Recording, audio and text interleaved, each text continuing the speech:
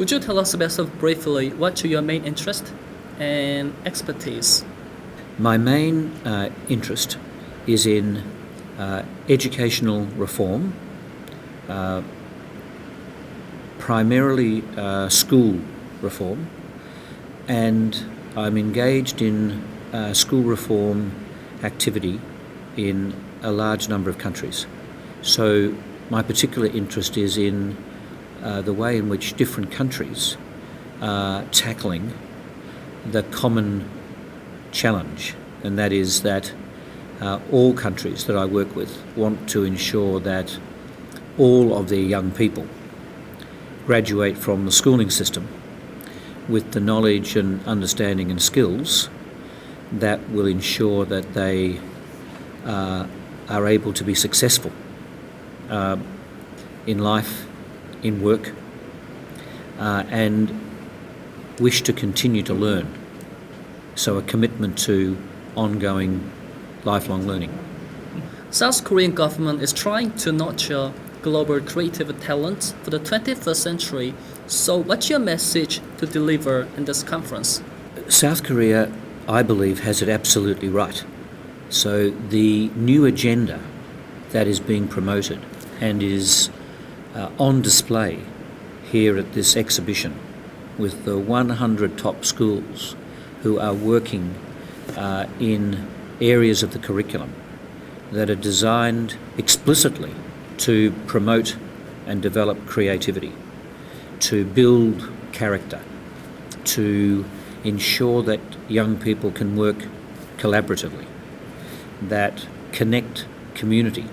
All of those agendas that are being advanced in the way in which I see the work here, my view would be internationally that is absolutely the right direction. I mean, South Korea is already at the top of the game in academic achievement.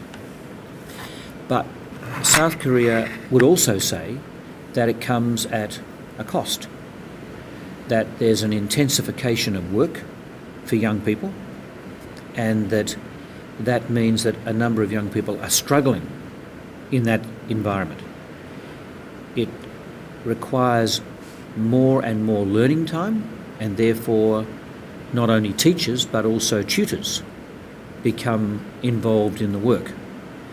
Now, I think that South Korea is saying we don't want to lower our standards or our expectations of academic achievement.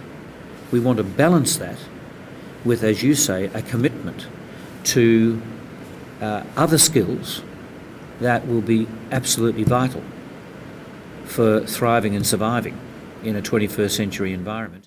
Everyone says that every student should have diverse experiences to nurture their creativity, emotional and academic intelligence. So, do you have any advice or suggestion to do it successfully? I have three messages, I think. The first is South Korea is clearly at the top of the educational international performance.